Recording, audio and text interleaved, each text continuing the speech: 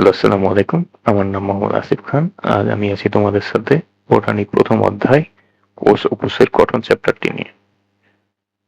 এটি তোমাদের হচ্ছে বায়োলজির প্রথম অধ্যায় এবং বিশেষত এটি একটু অনেকটাই বড় অধ্যায় এবং অনেকে এটা ভয় করে প্রথমেই একটা হচ্ছে বড় অধ্যায় আমরা যখন এনকাউন্টার করি।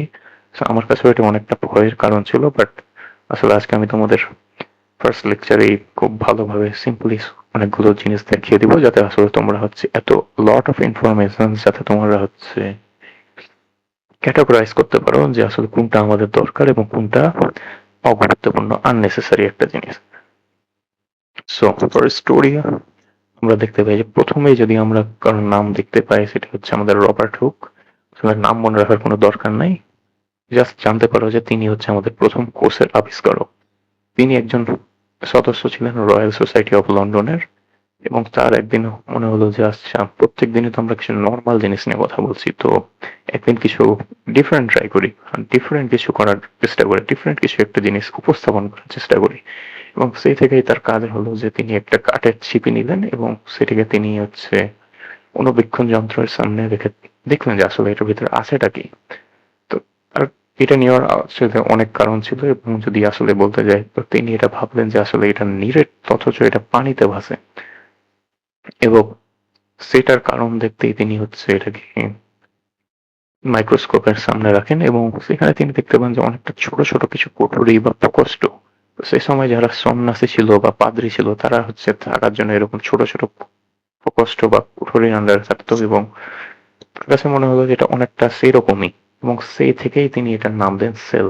তো সেল শব্দটা একটি ল্যাটিন শব্দ, এবং এর যদি আমরা দেখতে যাই এই শব্দটি এসেছিল সেলুলার শব্দ থেকে, সেলুলার ল্যাটিন একটি শব্দ এবং সে থেকে আমাদের এই সেল শব্দটি এসেছে, এবং এটার বাংলা প্রতিশব্দ তো তোমরা জানোই, সেটি হচ্ছে কোষ। তো এইটুকু আমরা যা জানলাম এটুকু just for sake of knowledge. এখান থেকে আসলে কখনোই কোশ্চেন হবে না, কখনো আসার মতো জিনিসও না, এখান থেকে শিখে দেওয়ার কোনো স্কোপ নাই। তো যে জিনিসটা আমাদের আসলেই জানা লাগবে সেটা হলো এই মাইক্রোগ্রাফিয়া বইটি। তো তিনি তার পর্যবেক্ষণ যা তিনি হচ্ছে দেখেছিলেন, যা প্রকাশনা তিনি ছিল, তিনি সবকিছু এখানে মাইক্রোগ্রাফিয়া গ্রন্থে প্রকাশ করতেন। সো এই মাইক্রোগ্রাফিয়া বই শব্দটা তোমার কাছে হচ্ছে খুব একটা গুরুত্বপূর্ণ, এটা থেকে কোশ্চেন আসার মতন। আমরা যখন কোষ শব্দটা বলি তখনই আমাদের মাথার সামনে খুবই একটা ক্ষুদ্র জিনিসের কথা চলে আসে বা অনবীক্ষণিক জিনিসের কথা চলে আসে, যেটা আমরা চোখ দিয়ে দেখতে পাই না, সাধারণ চোখ দিয়ে দেখতে পাই না, যেটার জন্য আমাদেরকে অনুবীক্ষণ যন্ত্রের সামনে আমাদের এই কোষটাকে রাখতে হয় এবং সেখান থেকে আমরা দেখতে পাই। বাট এর কিছু ব্যতিক্রম আছে, যেমন আমরা যে পাখির ডিমগুলো দেখে থাকি বা মুরগির যে ডিমগুলো আমরা দেখে থাকি, তোমরা জানলে হয়তো বা অবাক হতে পারো যে আসলে এগুলো একটি মাত্র কোষ দিয়ে করা থাকে। যেমন আমরা যেটা পাখির ডিম বলতে পারি সেটি একটি মাত্র কোষ দিয়ে গঠিত। এটি আসলে খুব একটা গুরুত্বপূর্ণ ইনফরমেশন না, ফর সেক অফ নলেজ আমরা বলছি, এটা জাস্ট তোমরা জানতে পারো, এখান থেকে কোশ্চেন আসবে না। তবে যেটা থেকে আসলে কোশ্চেন আসবে সেটা হচ্ছে উট পাখির ডিম সবচেয়ে বড় কোষ। এখানে তোমরা অবশ্যই এই লেন্থটাকে ইগনোর করতে পারো, এখান থেকে কখনোই কোশ্চেন আসবে না এই লেন্থ থেকে, কারণ যে তোমরা হচ্ছে বায়োলজি যত আগাবা তখন তোমরা হচ্ছে আরো অনেক কিছু জিনিস জানতে পারবা, এবং তুমি যদি আসলে সব নিউমেরিক্যাল ভ্যালু মুখস্থ করতে যাও তুমি কখনোই সেটা আসলে কমপ্লিটলি ভালোভাবে সবকিছু অ্যালাইন করে মুখস্থ রাখতে পারবা না। তাই আমরা জাস্ট যেগুলো আসলে মুখস্থ রাখার মতো, যেগুলো আসলে গুরুত্বপূর্ণ, সেগুলোই আমরা তোমাকে দেখিয়ে দিব, এবং তুমি এখান থেকে যদি আসলে কোনো একটা গুরুত্বপূর্ণ জিনিস দেখতে চাও সেটি হচ্ছে উট পাখির ডিম সবচেয়ে বড় কোষ।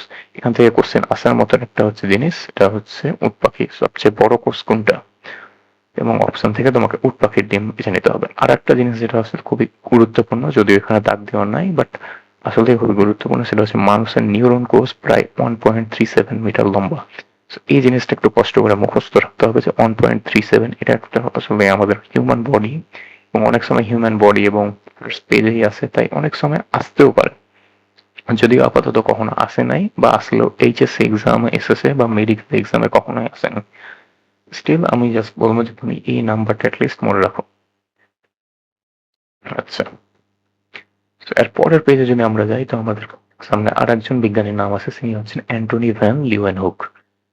এই ব্যক্তিটি হচ্ছেন নিজের বানানো অনুবীক্ষণ যন্ত্রে।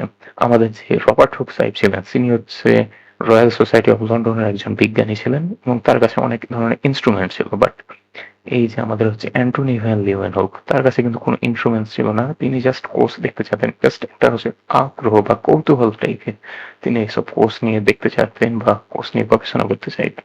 এবং সেই থেকেই তিনি হচ্ছে অণুবীক্ষণ যন্ত্র, নিজের একটা অণুবীক্ষণ যন্ত্রণা, এবং সেই থেকেই তিনি হচ্ছে কোর্স দেখেন। এখন এখানে ২ টা জিনিস তোমাকে আসলে মাথায় রাখতে হবে যে আমাদের যেটা হচ্ছে রবার্ট হুক যিনি দেখেছিলেন, সে কিন্তু হচ্ছে মৃত কোষ দেখেছিলেন। মৃত কোষ বলতে তিনি হচ্ছে আসলে কোষের কোষ প্রাচীরটা দেখেছিলেন। তিনি কিন্তু আসলে কখনো সম্পূর্ণ কোষটা দেখেনি বা জীবিত কোনো কোষ দেখেনি। অপরদিকে আমাদের যে অ্যান্টনি ভ্যান লিউয়েনহোক, তিনি কিন্তু আসলে পূর্ণাঙ্গ জীবিত কোষ দেখেছেন এবং তিনি আসলে অনেক কিছুরই জিনিস দেখেছিলেন এবং তিনি আসলে তার অণুবীক্ষণ যন্ত্রটা বানান। এখান থেকে তিনি আসলে অনেকটা আগ্রহ সহিত অনেক কিছু নিয়ে টেস্ট করতে থাকেন, অনেক কিছু নিয়ে আসলে দেখতে থাকেন এবং বলতে পারো যে তিনি আসলে ব্যাকটেরিয়া প্রথম দেখেছিলেন এবং তাই ব্যাকটেরিওলজির জনকও অ্যান্টনি ভন লিউয়েনহোক। আসলে এসব কিছু মনে রাখা তোমার আপাতত কোনো দরকার নাই। তুমি জাস্ট এটুকু ফর নলেজ জানতে পারো যে অ্যান্টনি ভ্যান লিউয়েনহোক জীবিত কোষ দেখেছেন। এর থেকে বেশি আর তোমার কিছু লাগবে না, জানা। এরপরে যদি আমরা আসি, এখানে আমাদের ৩টা হচ্ছে বিজ্ঞানী বোল্ড করা হচ্ছে, বিজ্ঞানীর নাম দেওয়া আছে। একটা হচ্ছে জিন ব্র্যাকেট, তার একটা মত আছে লোইয়েভস্কিভিচ এবং ডি রবার্টিস। তো এদের মধ্যে ডি রবার্টিস্টের মতবাদ থেকে হচ্ছে আমাদের কোশ্চেন চলে এসেছে এবং তাই আমরা অবশ্যই বাকি ২ জনেরও মতবাদটা মনে রাখার চেষ্টা করব। সো জিন ব্র্যাকেটের জন্য আমরা আসলে মনে রাখতে চাইছি আসলে কোষ হলো জীবের গঠনগত মৌলিক একক। এখন এই কমপ্লিট লাইনটা যদি তোমরা মনে রাখতে যাও, এটা আসলে অনেকটা কঠিন হয়ে যাবে বা ওটাকে অনেকটা কষ্টকর। তো জাস্ট একটা জিনিস যদি তুমি মনে রাখতে চাও যে আচ্ছা এই জিনিসটা দেখলে মনে রাখতে পারবো। আমি যেভাবে মনে রাখতাম যে জিনটা হচ্ছে আমাদের, জিন তো আমরা সবাই চিনি যেটা আমাদের ডিএনএ এর ভিতরে থাকে। আসলে না চিনলেও জাস্ট আমরা এটলিস্ট শুনেছি আসলে জিন জিনিসটা কি। জিন অবশ্যই একটা গঠনগত জিনিস থাকবে এবং আর লোই এবং সিকেভিচ এটা হচ্ছে তোমরা এইচএসসি তেও পড়েছো। যদি না পড়ে থাকো জাস্ট লোই এবং সিকেভিচ ২ জনের নাম। জাস্ট এদের একটা কিওয়ার্ড মনে রাখবো, সেটা হচ্ছে অর্ধবেদ্য ঝিল্লি। এই ২টা শব্দ যদি তোমরা দেখতে পাও দেন ইটস কমপ্লিটলি লোই এন্ড সিকেভিচ। আর দে রবার্টিসের হচ্ছে যদি মৌলিক এবং গঠনগত ও কার্যরত, এই ২টা শব্দ একসাথে পাও এবং জাস্ট এই ২টো যদি তোমরা আসলে মনে রাখতে পারো এবং বাকি যা আসবে তা ডি রবার্টিস, এটাই জাস্ট খুবই ইজিলি তোমরা মনে রাখতে পারো। এখন যদি আমরা পরের পৃষ্ঠাতে আসি, সেখানে আমরা দেখতে পাচ্ছি প্রথম কোষের সৃষ্টি নামে একটা টাইটেল আছে। So, তোমাদের যদি আমরা বলতে যাই দেন এখান থেকে আসলে আসার মতো কোনো গুরুত্বপূর্ণ কিছু না। এই লাইনটা যদিও তাকানো আছে বাট আসলে আসার মতো কোনো কিছু না। তোমরা চাইলে এটাকে ফর নলেজ জাস্ট পড়তে পারো, বাট এখান থেকে আসলে তেমন জানার বা কিছু হচ্ছে বোঝার মতন তেমন কিছু নাই। জাস্ট লাইক যদি তোমরা জানতে পারো যে আসলে একটা হচ্ছে আমাদের হাইপোথিসিস আছে এখানে, যেটা হচ্ছে আমরা দিয়েছিল কোন ২ জন বিজ্ঞানী যেন, নাম কি ছিল যেন, কই গেল, স্ট্যানলি মিলার এবং হ্যারল্ড ইউরে। এই ২ জন বিজ্ঞানী হচ্ছে একটা হচ্ছে হাইপোথিসিস দিয়েছিল যেখানে তারা বলেছিল যে প্রথম কোষ অবশ্যই জড় উপাদান থেকে সৃষ্টি হয়েছে।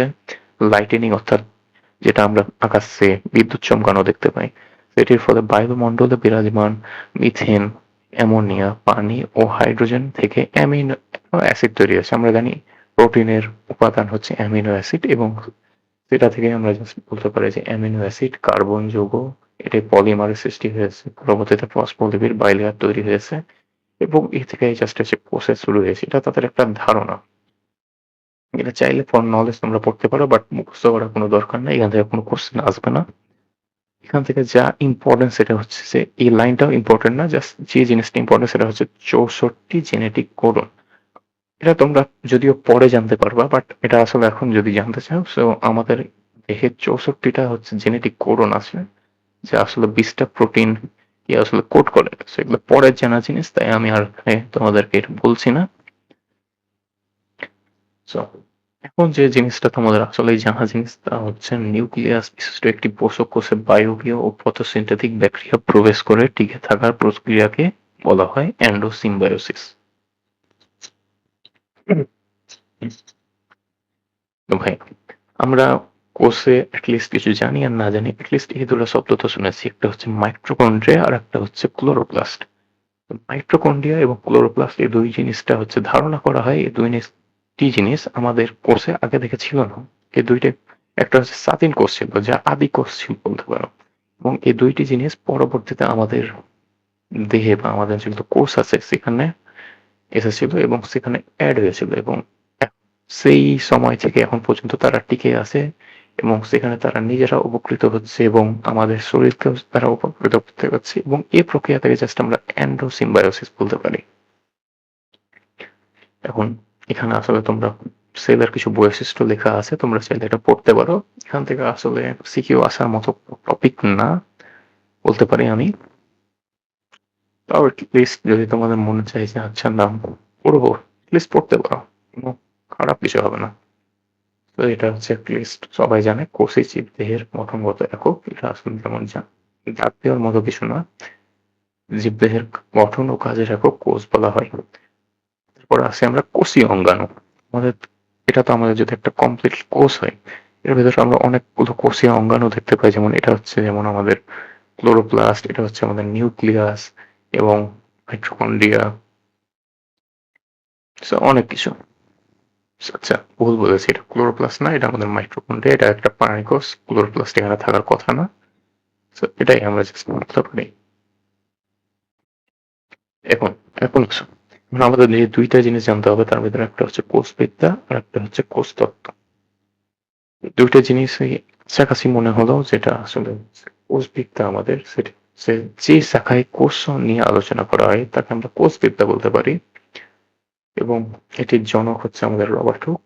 জানলে ভালো। আসলে আপাতত এখান থেকে কোনোদিন কোশ্চেন হয়নি এবং আমার মনেও হয় না যে কোশ্চেন হবে। এবং আধুনিক কোষবিদ্যার জনক হচ্ছে আমাদের কার্ল ভি সমসন। সো আমাদের শুধু যদি কোষবিদ্যা বলে সেটা হচ্ছে আমাদের রবার্ট হুক, এবং যদি আধুনিক কথাটা উল্লেখ থাকে যে আধুনিক কোষবিদ্যার জনককে, সেটা হচ্ছে কার্ল ভি সমসন। এবং কোষতত্ত্ব হলো যদি কোষ সম্পর্কে আর একটু বেশি কিছু জানার জন্য যখন আমরা হচ্ছে যে থিওরিটা দিয়ে থাকি সেটা হচ্ছে কোষতত্ত্ব, যা আমাদের স্লেডেন ও সোয়ান দিয়েছে। এটা বলতে অনেকটা হচ্ছে ছন্দের মতো, স্লেডেন ও সোয়ান, এবং তার সাথে আর একজন বিজ্ঞানী ভার্জিও, তিনজন দিয়েছিল, যেখানে তারা হচ্ছে এখানে চারটি বিষয় নিয়ে এখানে আলোচনা করেছিলেন। তার মধ্যে একটি হলো কোষ হলো জীবন্ত সত্তার গাঠনিক শারীরবৃত্তীয় সাংগঠনিক একক, কোষ হলো জীবনের মৌলিক একক, কোষ বংশগতির একক, সর্বপ্রকার জীবই এক বা একাধিক কোষ দ্বারা গঠিত এবং পূর্বসৃষ্ট কোষ থেকে নতুন কোষের সৃষ্টি হয়। সো এটা বেস্ট কমপ্লিটলি আমাদের একটা জেনারেল নলেজ টাইপের, বাট তারা হচ্ছে চারটাই থিওরি দিয়েছিল বলে আজকে আমরা এগুলো মানি বা এগুলো জানি।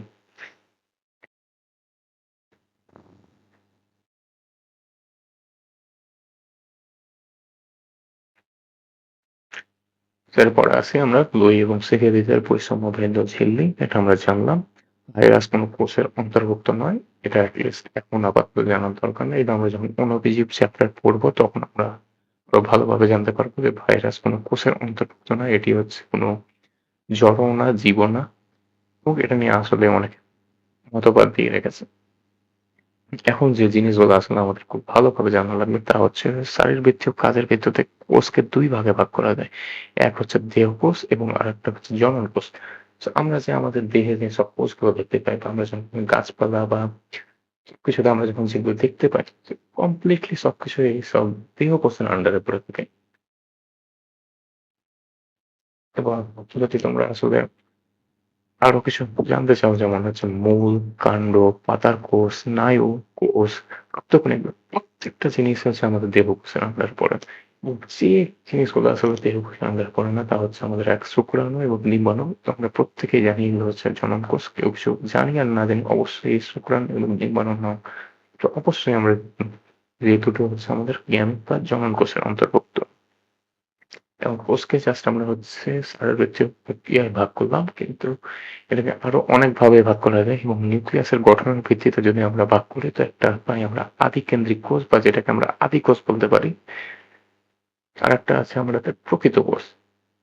এবং এবং যদিও আসলে ইম্পর্টেন্ট না, বাট তোমরা ইংলিশ নামটা অবশ্যই মনে রাখবা, যেটা হচ্ছে প্রোক্যারিওটিক কোষ। প্রো মানে আদি, এবং হচ্ছে আমাদের প্রকৃত কোষ হচ্ছে ইউক্যারিওটিক কোষ। ইউ মানে হচ্ছে প্রকৃত বা হচ্ছে একটু বেশি, কি বলবো, আধুনিক টাইপের।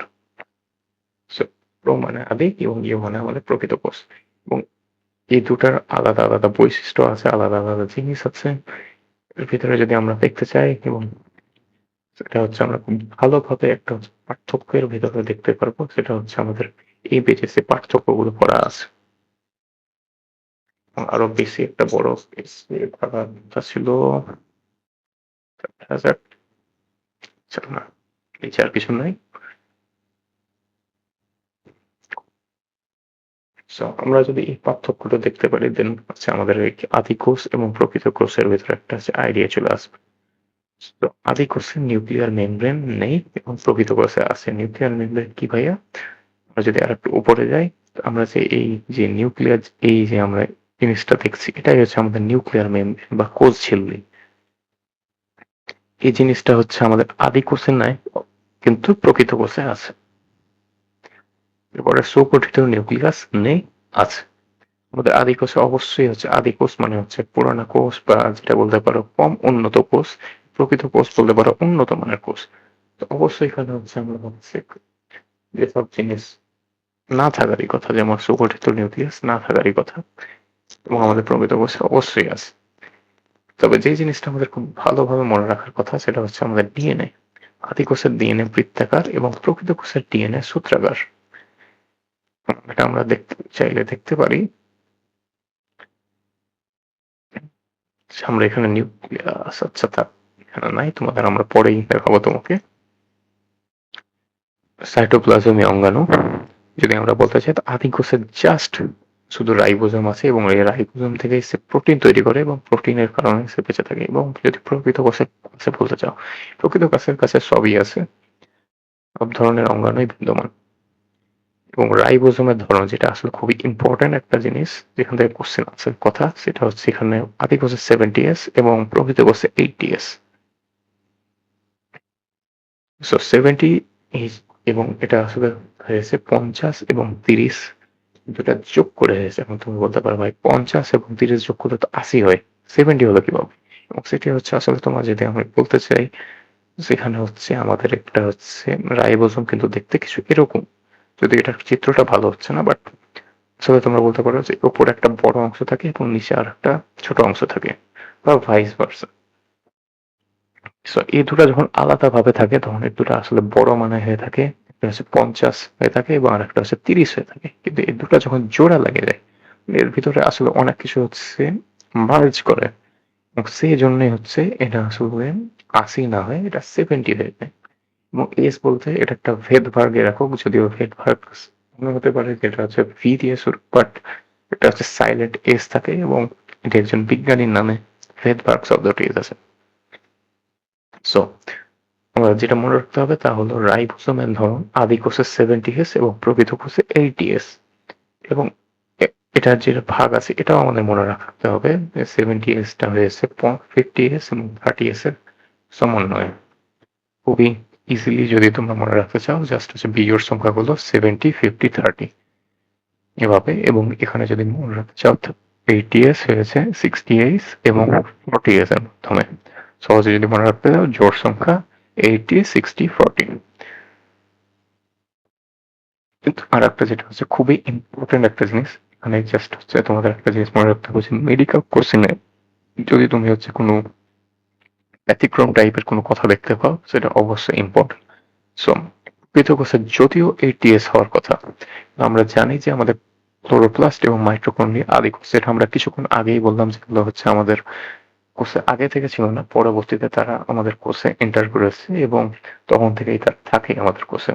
সো এই দুটো জিনিসকে তাই এন্ডোসিম্বায়ন বলা হয়, যে আসলে এই দুটো আমাদের আগে থেকে ছিল না, জাস্ট পরবর্তীতে আমাদের কোষে এন্টার করে, এবং সেখানে থেকে আমাদের কোষে উপস্থিত আছে।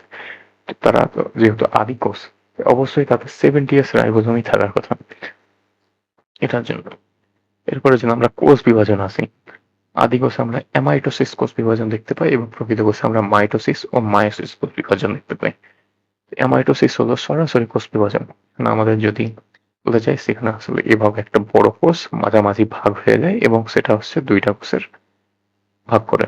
সেটা অনেকটা হচ্ছে দ্বিবিভাজন প্রক্রিয়ার মতো, যদিও এই দুটার ভিতরে পার্থক্য আছে দ্বিবিভাজন এবং অ্যামাইটোসিস ভিতরে। আমরা এগুলো পরবর্তীতে আলোচনা করবো, যখন আমরা কোষ বিভাজন চ্যাপ্টারটি নিয়ে আসলে পড়াশোনা করবো। সো জাস্ট এটুকু মনে রাখতে পারো যে আমাদের এই যে কোষ বিভাজন হয় সেটি হচ্ছে অ্যামাইটোসিস হয় আদি কোষে এবং মাইটোসিস বা মিওসিস হয় প্রকৃত কোষে। মাইটোসিস হচ্ছে আমাদের সাধারণ যেগুলো কোষে হয় সেগুলো হচ্ছে মাইটোসিস, এবং আমাদের যেগুলো জনন কোষে হয় বা জনন কোষেও না, জনন মাতৃকোষে যেগুলো হয় সেগুলো হচ্ছে মায়োসিস। এবং যদি আমরা শ্বসন প্রক্রিয়ায় আসি সেটা হয় অবাত শ্বসন, যেটা হচ্ছে অক্সিজেনের অনুপস্থিতিতে হয়ে থাকে, এবং প্রকৃত কোষে হয় সবাত শ্বসন, যেগুলো অক্সিজেনের উপস্থিতিতে হয়ে থাকে। এগুলো নিয়ে আরো অনেক বিস্তারিত কথা আছে, তবে যদি আমি বলতে চাই এই ছকটা অনেক গুরুত্বপূর্ণ। এই ছকটা অনেক সময় হচ্ছে কোশ্চেনে সিকিউ হিসাবে চলে আসতে পারে, আবার এগুলো হচ্ছে সাধারণ এমসিকিউ আসতে পারে। তাই এই ছকটা অবশ্যই তোমরা হচ্ছে পড়ার ট্রাই করবা, আয়ত্ত করার ট্রাই করবা।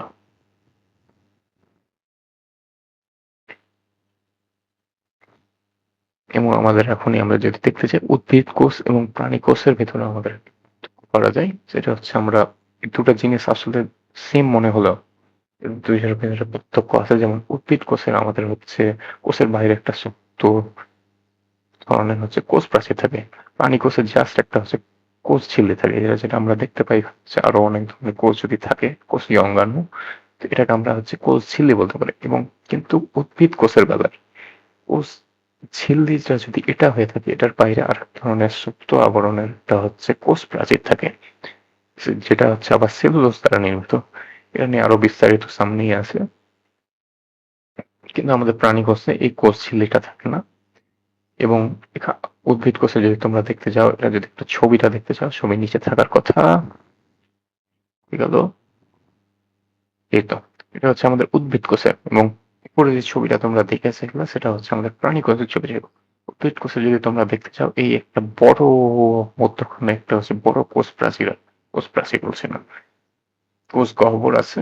এবং যদি এটা বাইরের দিকে তুমি দেখতে চাও, এখানে আমাদের হচ্ছে কোষ প্রাচীর, যেটা আমরা এই বাইরের লেয়ারটাকে বলতে পারি। এবং এর বাইরেও আরো কিছু লেয়ার আছে যেগুলো আমরা কিছুক্ষণ পরেই জানবো।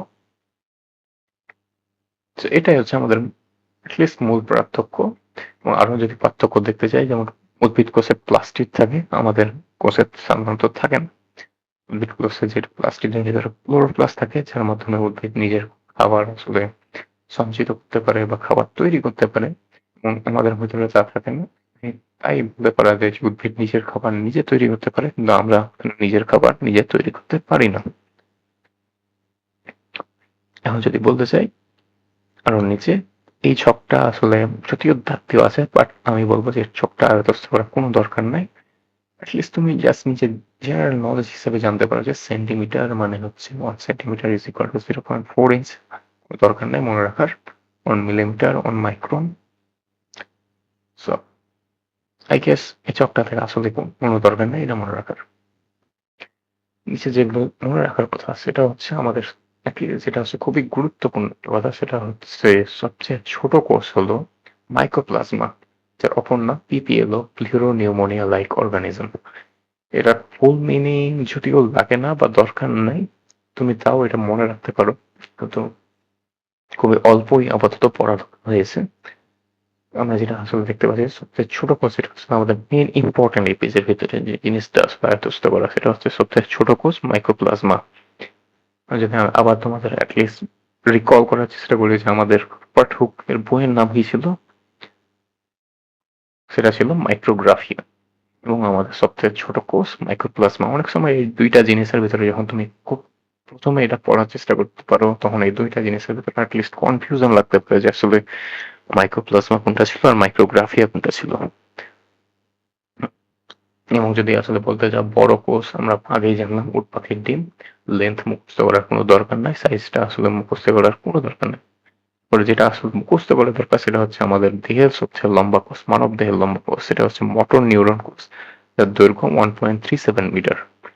যেটা আমাদের স্পাইনাল কর্ড, যেটা আমরা পৃথিবীর মেরুদণ্ড আমরা দেখতে পাই, মেরুদণ্ডের ভিতরে আমাদের সেই স্পাইনাল কর্ডটা বিদ্যমান, এবং সেটা সেখান থেকে বিস্তৃত হয়ে একেবারে কমপ্লিটলি আমাদের পায়ের গোড়ালি পর্যন্ত বিদ্যমান থাকে।